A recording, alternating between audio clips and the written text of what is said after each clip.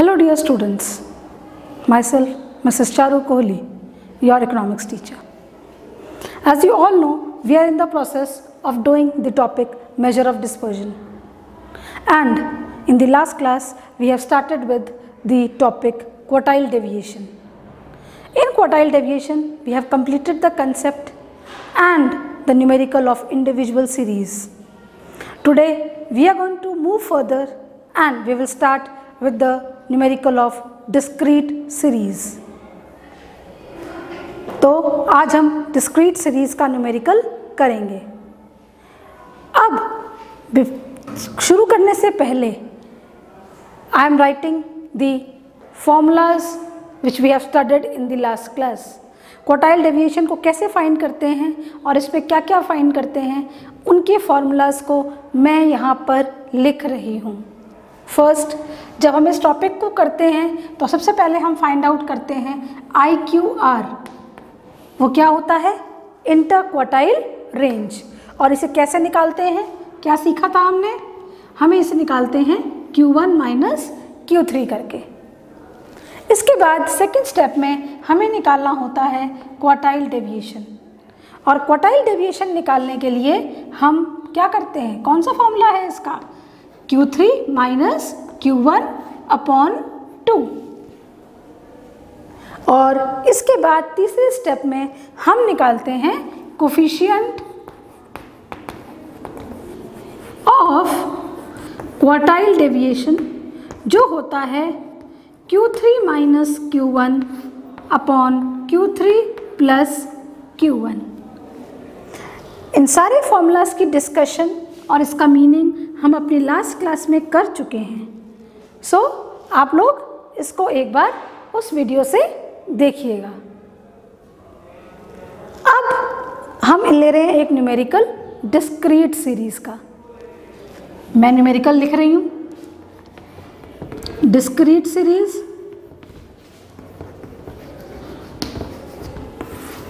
Numerical है calculate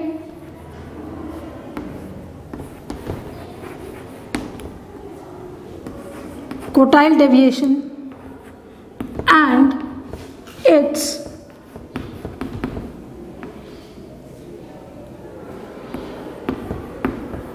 coefficient। आपको दिया हुआ है x और f। क्वार्टाइल डेविएशन में दो, ये डिस्क्रीट सीरीज में दो चीज़ें गिवन होती हैं, x एंड f। सपोज आपको x दिया है 2, 4, 6, 8, 10, 12 और f आपको दिया है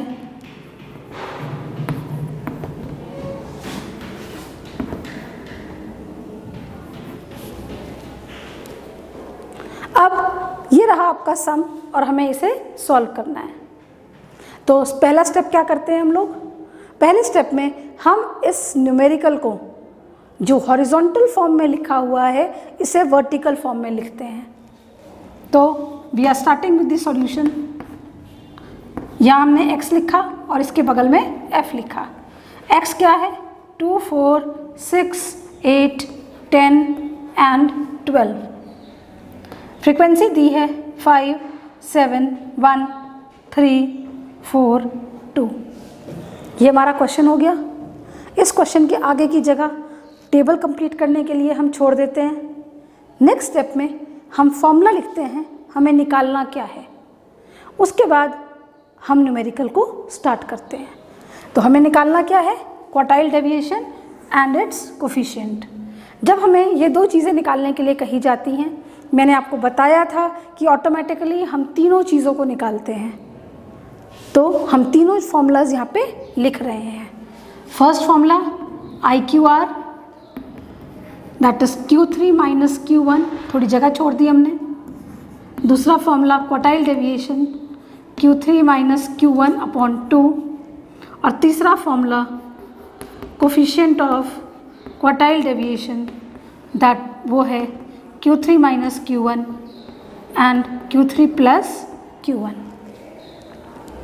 अब हमें ये तीन चीज़ें निकालनी हैं। पहला स्टेप क्या है? ये देखिए IQR निकालने के लिए हमें Q3 चाहिए और Q1 चाहिए।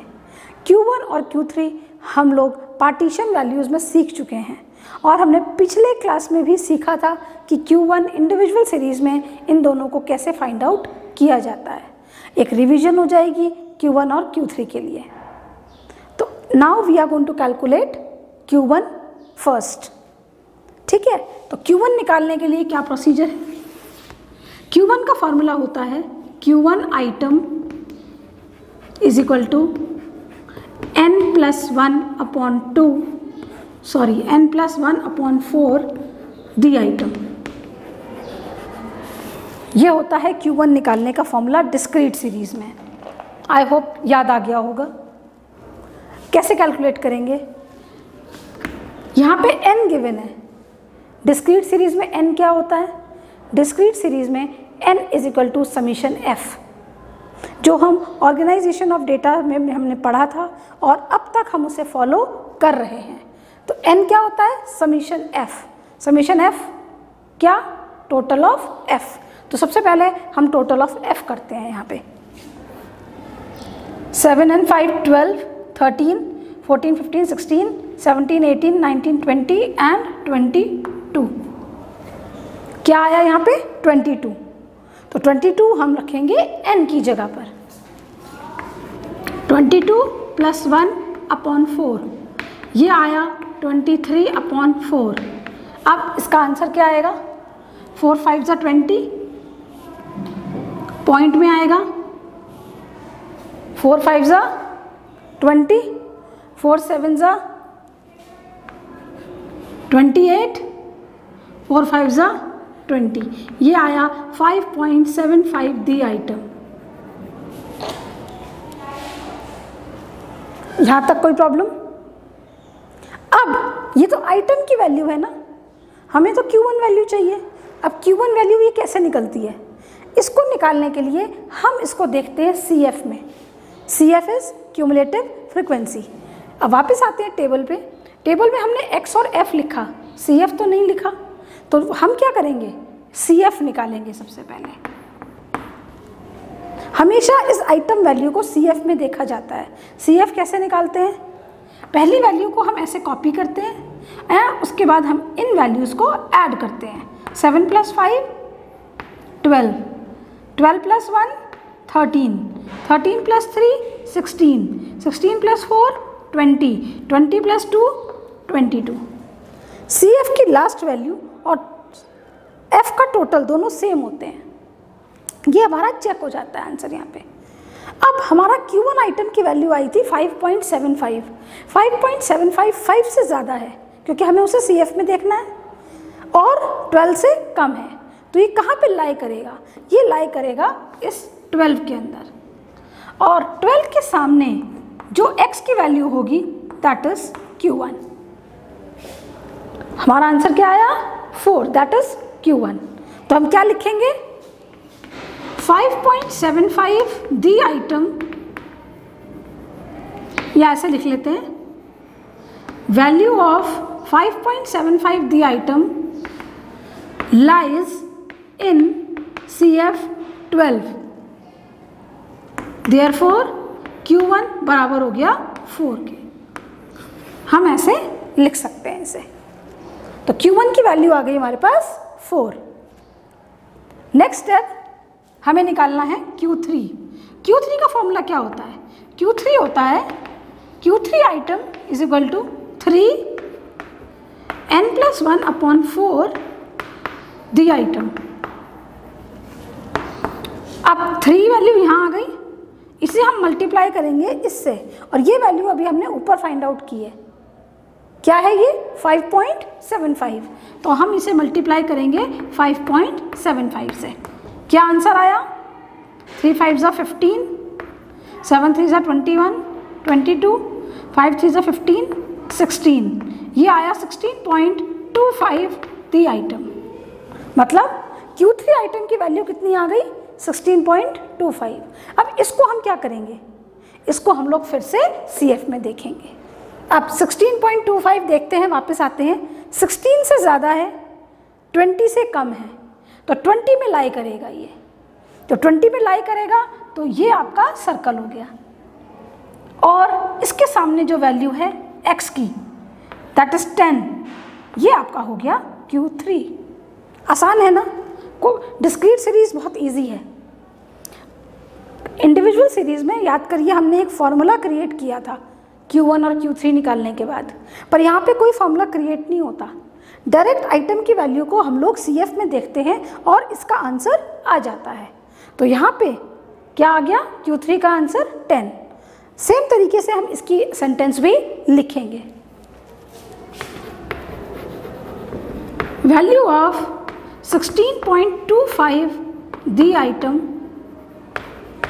lies in CF20, therefore Q3 is equal to 10।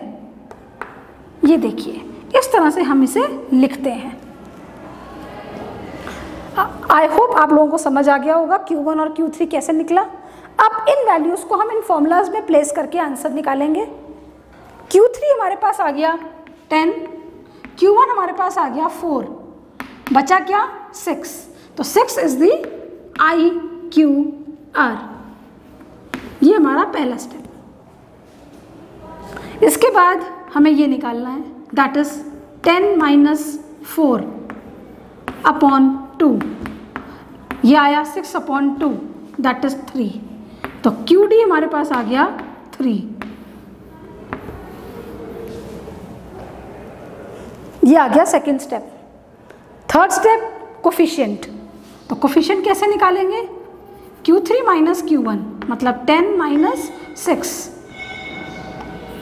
10 minus 4, और यहाँ पे आएगा 10 प्लस 4, 6 अपॉन 14, 2 3 ज़ा 6, 2 7 ज़ा 14, सो 3 अपॉन 7। इसको डिवाइड करेंगे, आंसर आएगा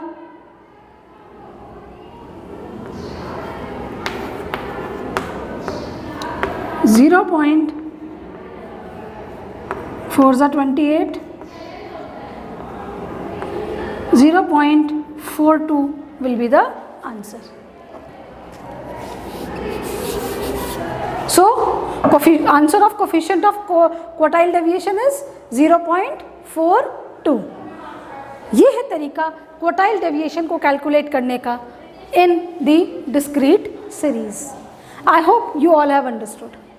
अब नेक्स्ट क्लास में we are going to take the numerical of continuous series.